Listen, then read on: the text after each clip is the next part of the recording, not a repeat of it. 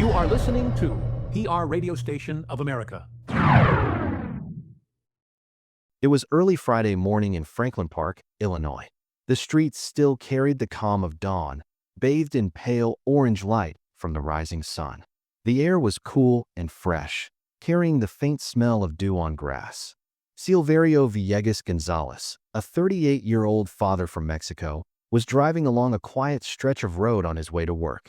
For him, mornings like this were routine, the time when he could gather his thoughts, think of his family, and feel the steady rhythm of a new day. But this morning, that calm was interrupted. Flashing red and blue lights lit up behind him, filling his rearview mirror with urgency. Silverio's stomach tightened. His hands, steady a moment ago, now pressed firmly against the steering wheel. He knew he hadn't broken any rules. His car was in order. He was driving within the speed limit. Still, he felt the familiar weight of uncertainty. Stops like this carried more than just traffic checks. They carried questions about identity, trust, and sometimes even survival. His mind raced. Why me? What now? He thought of his children still asleep at home, their laughter the center of his life. He thought of his wife preparing breakfast, waiting for his return at the end of the day.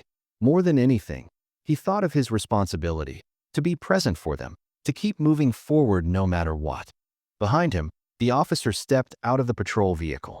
The door shut with a firm sound, and the officer's boots pressed against the pavement with slow, deliberate steps.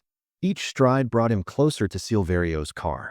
From his seat, Silverio caught glimpses of the uniform in his side mirror. He could see the badge glinting in the sunlight. He could feel the authority in every movement. But he also noticed something else. The officer's pace was calm, not rushed. His posture was steady, not aggressive. Silverio's heartbeat was quick, but a small thought entered his mind. Maybe this won't be what I fear. The inside of the car felt warm, almost heavy, so Silverio reached for the window switch and rolled it down. A wave of cool morning air swept in, brushing against his face. He inhaled deeply, grounding himself in the freshness of that breeze. It reminded him of early mornings in his hometown in Mexico, where fields stretched wide and life felt simpler. He let that memory calm him. As the officer approached, Silverio kept his eyes steady, choosing to meet the moment with respect. The officer, too, slowed his steps, as if aware of the weight his presence carried. For both men, the next few words would matter more than they realized. The officer stopped by the driver's side window, leaning slightly forward. Silverio looked up, their eyes meeting for the first time. In that instant, silence filled the space between them. It was not a silence of hostility, but one of possibility. Would this be a moment defined by fear and suspicion, or by humanity and respect? Both men stood at a crossroads. One as the protector of the law, the other as a father carrying the hopes of his family. The morning sun rose higher, casting light on both faces, as if to say, here is a chance for understanding. And with that, the first word was about to be spoken. For a moment after the officer reached the window, time seemed to slow. Silverio sat still, his hands resting firmly on the steering wheel. He could feel the rhythm of his heartbeat in his chest, fast and unsteady. Though the morning air flowed in from the open window, the space inside the car felt thick, as if holding its breath. He thought again of his children, the way his youngest would run to the door every evening when he came home. That image gave him strength, but it also sharpened the fear of losing such moments. To Silverio, the flashing lights and the uniform weren't just symbols of authority. They were reminders that a simple stop could change everything. The officer noticed his own pulse rising too. These encounters always carried unknowns. He had been trained to expect resistance, but also to look for humanity. Standing beside the car, he studied Silverio's face.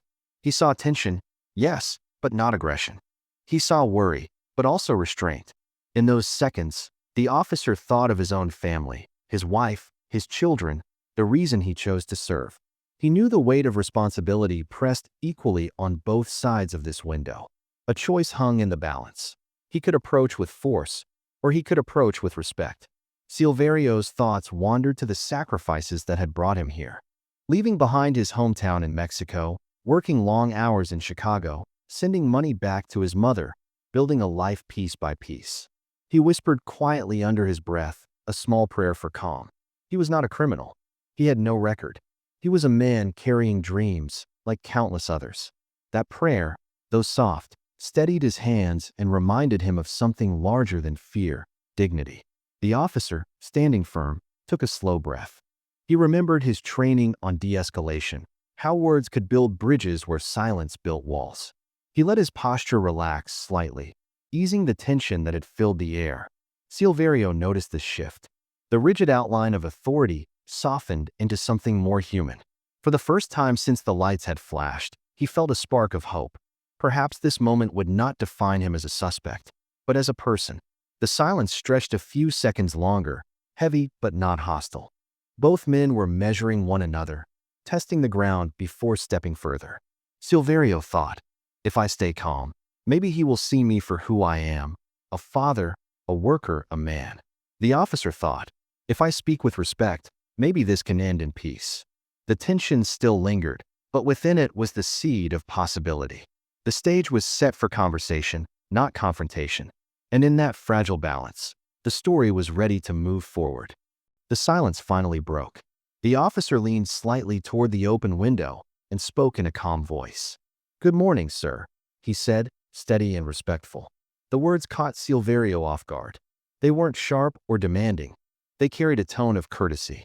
Silverio exhaled, a breath he hadn't realized he was holding. His grip on the steering wheel loosened. A simple greeting had begun to ease the heavy air. Silverio responded softly. "Good morning, officer." His accent carried warmth, his voice edged with caution but also sincerity. The officer nodded, sensing the man's respect. He asked for Silverio's license, then paused, giving him time, not rushing. That pause mattered. It gave Silverio space to feel seen as a person, not just a case. As he handed over his documents, he added, "I'm on my way to work. My children, they're waiting for me tonight." The officer glanced at the papers, but kept his attention on Silverio's words. There was honesty in his tone, and more importantly, humanity. Instead of pressing further, the officer asked a simple question. "How old are your kids?" Silverio's face softened. Talking about his children pulled him out of fear. "The oldest is 10, he said with a hint of pride. "The youngest is 5. They are everything to me." For the first time, the corners of his mouth lifted in a small smile. That smile changed the atmosphere entirely. The officer found himself smiling back. "Mine are close in age," he said. "They keep me busy, but they're the reason I do this job." For a moment, the badge disappeared, the flashing lights faded, and two fathers spoke as equals. They weren't officer and immigrant, law and suspect. They were men bound by the universal thread of family. The tension that once held the mourning captive began to dissolve, replaced by something deeper, recognition. The officer returned the documents, closing his notebook. "There are no violations here," he said firmly, but with kindness. "Drive safe. Your family needs you home." Silverio felt relief spread through him like sunlight breaking clouds. Gratitude filled his chest, not just because he was free to go, but because he had been treated with dignity. He extended his hand, and the officer shook it without hesitation. Respect had replaced fear. And with that, the conversation became more than words. It became a quiet act of humanity.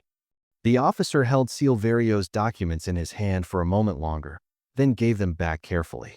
"Everything looks fine," he said in a steady voice. "There are no violations." The words fell like a soft rain after a storm. For Silverio, it was as if the tension that had built inside his chest finally began to release. His hands, once tight on the wheel, rested more easily now. The flashing lights in his rearview mirror no longer felt threatening.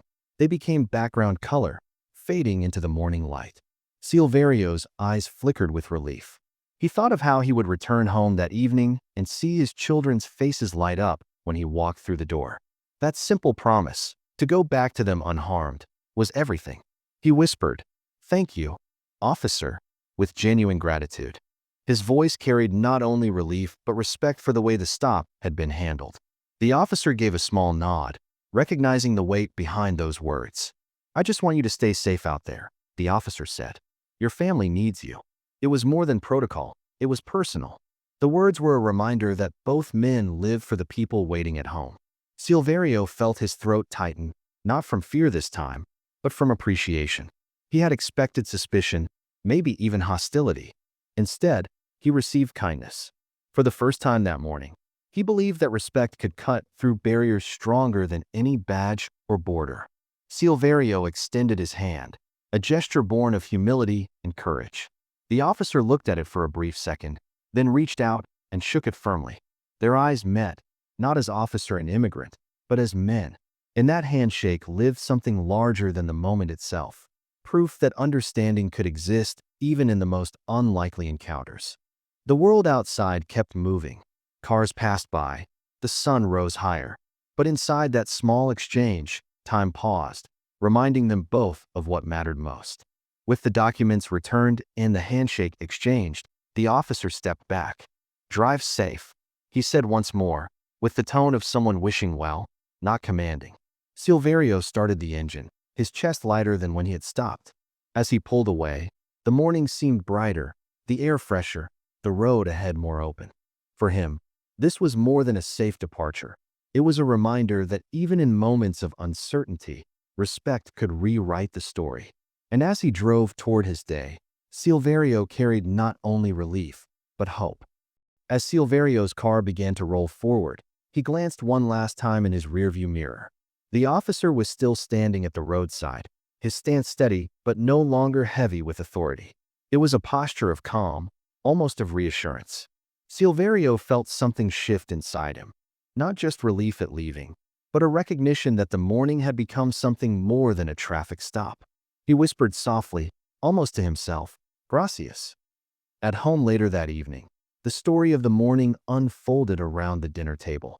His children listened wide-eyed as their father described the flashing lights, the nervousness, and then the surprising kindness. His youngest leaned close, asking, "Papa, were you scared?" Silverio smiled gently. "At first, yes, but the officer treated me with respect, and respect changes everything." His wife reached for his hand, grateful that he had come home safe, but even more grateful for the dignity with which he had been treated. Word of the encounter began to spread quietly through the neighborhood. For many, it was a story worth sharing, not of confrontation, but of connection.